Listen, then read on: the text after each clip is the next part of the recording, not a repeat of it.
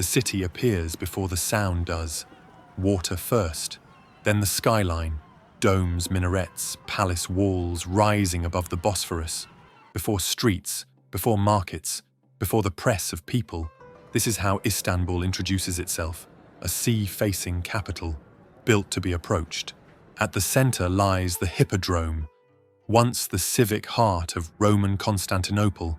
Chariot races, riots, imperial ceremony. By the 19th century, it sits framed by mosques and prayer, resting on stone that remembers a different empire entirely. Here, history doesn't vanish. It stacks.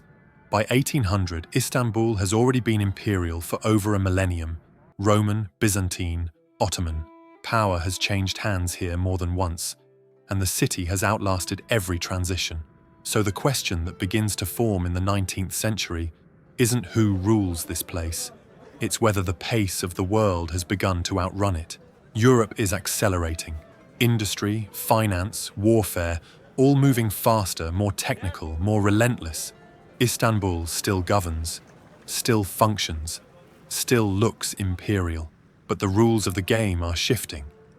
Inside the capital, armed men live together in large compounds, permanent, organized, deeply embedded. These are the Janissaries. For centuries, they were the backbone of Ottoman expansion. Recruited young, trained hard, loyal directly to the Sultan. European armies once feared them. By the early 19th century, they remain powerful, but their power has moved closer to the center. Their influence isn't measured only on distant battlefields. It shows up here, in the capital. Neighborhoods, court politics, succession, policy. This is a political problem inside the core of the state. The Ottoman system had faced pressures like this before, but rarely at this scale. Late imperial Rome ran into a similar pattern when the Praetorian Guard began shaping succession. Proximity became leverage. Loyalty became conditional. The Ottomans weren't reenacting Rome, but the dilemma rhymed. What happens when the people meant to protect the state gain the ability to limit it? In 1806, the tension breaks into revolt, not against a foreign enemy, but against the state itself.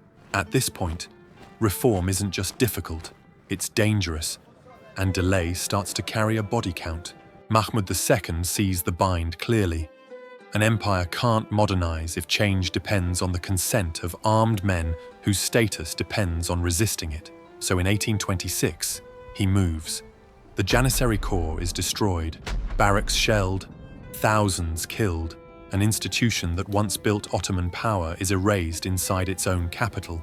This is survival, not triumph, the state choosing continuation over inheritance and paying for adaptation in blood.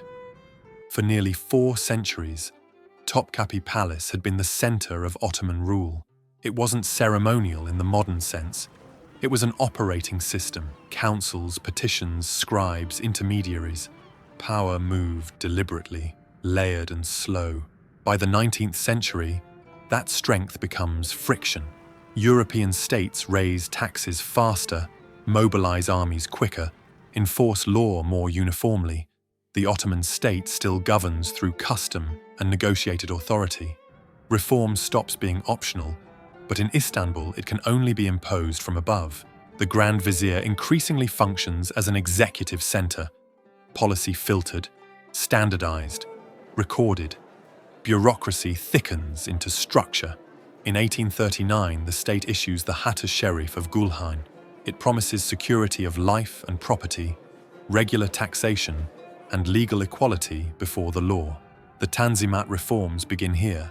On paper, it reads like modernization. In practice, it's the state admitting the old system can't scale. Mapping follows the same logic. Rendering the city legible, neighborhoods, populations, infrastructure, movement, gives the state a clearer view of what it governs and what it struggles to control.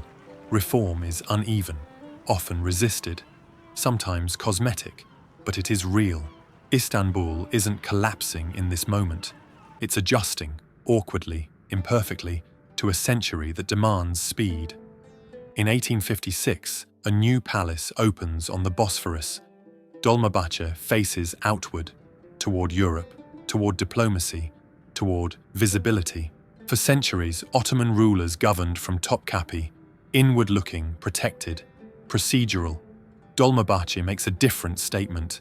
Grand staircases, crystal chandeliers, vast reception halls built around visiting eyes. This architecture expects an audience. It costs an extraordinary sum, much of it borrowed. The point isn't luxury alone. It's signaling parity in a world increasingly organized by appearances as much as power. Outside the palace, the city is already in motion. Ferries cross between Europe and Asia. Caiques carry workers, merchants, officials. Goods move constantly across the water. The Bosphorus isn't a boundary, it's a transport corridor. The Golden Horn is crowded, industrial, loud. Shipyards, warehouses, smoke rising from workshops. This is a city that works. Adaptation doesn't arrive as a speech. It shows up in logistics, labor, movement, the daily mechanics of keeping a metropolis running. And the paradox sharpens. The state is increasingly constrained by debt, diplomacy, pressure from abroad. The city learns how to function inside those constraints. By mid-century, Istanbul isn't only the seat of an empire. It's a city negotiating survival, faster, more flexibly, sometimes more successfully than the institutions meant to govern it. Step away from palaces and ministries. Streets narrow, wooden houses lean inward. Laundry hangs above doorways. Children move freely between thresholds. This is the scale of daily life. Days are structured by routine more than policy. Prayer calls mark time. Neighbors recognize one another. Commerce happens in small, repeated gestures.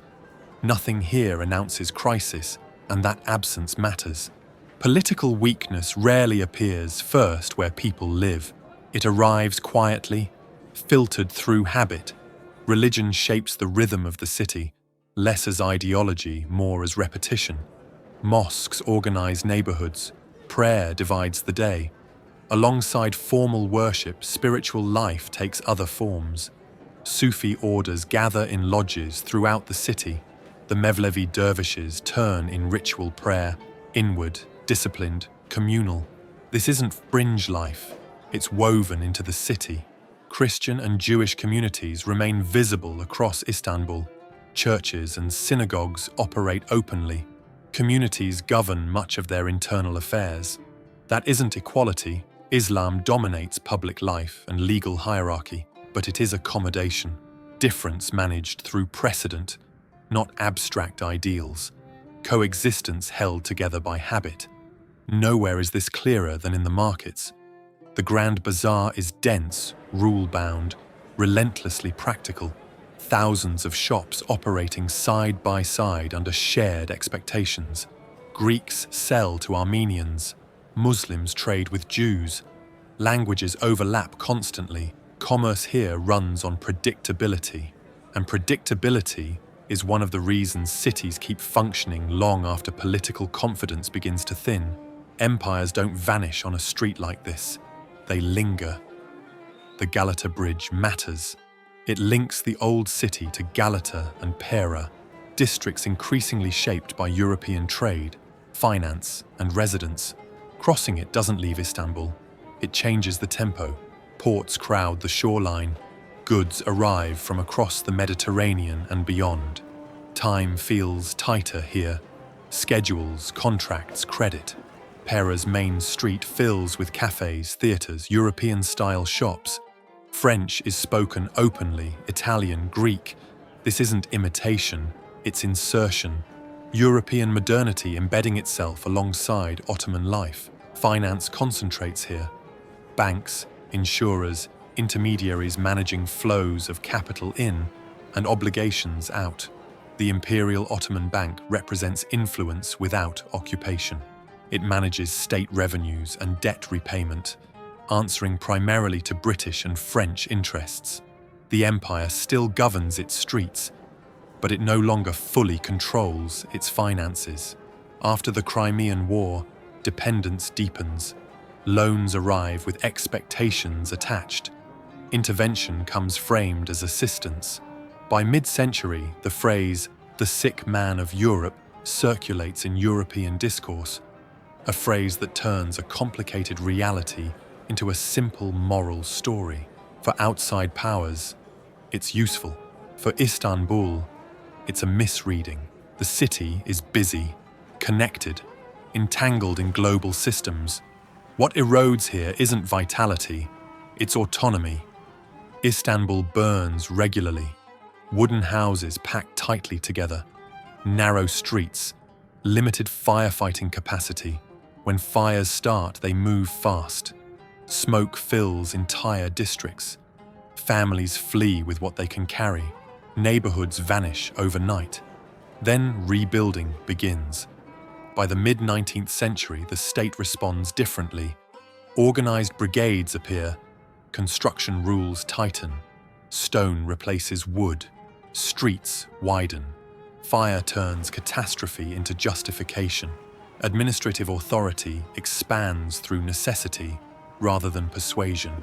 Urban order becomes a state project. Policing increases. Surveillance grows. This isn't confidence, it's management. The state pushing structure into spaces where custom once carried the load. This image of the constitutional proclamation was made for a French audience. It comes from a European newspaper, interpreting events in Istanbul for readers who had lived through revolution and collapse themselves. The framing matters. A crowd gathered outdoors, umbrellas raised, rain falling as a proclamation is read aloud. Whether it rained that day is difficult to confirm. What matters is the mood, uncertainty, discomfort, significance, a moment balanced on an edge. On December 23, 1876, the Ottoman Empire publicly proclaims its first constitution. It promises legal protections, representative government, and limits on the Sultan's authority. For the first time, reform is spoken aloud to a crowd. Imagine standing there, cold, wet, listening. These aren't abstract ideas. They're promises made out loud while the empire is already under pressure from every direction. In March 1877, the parliament convenes. Representatives from across the empire sit together, Muslims, Christians, Jews, drawn from regions with competing interests and unequal power. Imperfect, constrained, real. This is the high point of 19th century Ottoman reform. Then events overtake intention. War with Russia, territorial losses, refugee crises, financial strain. The margin for experimentation vanishes. In 1878, Sultan Abdulhamid II suspends the constitution and dissolves parliament. The experiment lasts less than 2 years. This isn't sudden, it's a calculation. Openness requires stability, and the empire no longer has it. Reform arrives late and finds the ground already shaking. From this point forward, political change is no longer staged publicly, it's contained. Abdulhamid II rules for more than 3 decades. He isn't the last Ottoman Sultan, but he is the last to govern with full imperial authority. Power centralizes tightly around him. Stability becomes the guiding principle. The military is modernized, training professionalized, European methods adopted, administration expands, surveillance increases, information flows upward. The empire tightens around its core. This photograph shows Armenian political activists, individuals, not abstractions. Armenian political movements vary in aim and method. Some seek autonomy. Some demand enforcement of promised rights. The state increasingly views them through a single lens: threat. Between 1894 and 1896, large-scale violence erupts against Armenian communities across the empire. The Hamidian massacres. These events follow a pattern: dissent reframed as danger, danger reframed as disloyalty, Disloyalty treated as justification. This isn't the genocide of 1915, but it reveals a shift. Pluralism gives way to suspicion. Accommodation narrows into control. By the end of the century, the empire still functions. Borders remain. The capital thrives. But the governing logic hardens. Survival over reform. Order over trust. That rigidity will matter. The city endures. Ferries cross the Bosphorus. Markets open. Streets fill. From a distance, nothing looks finished. So what was Istanbul in the 19th century?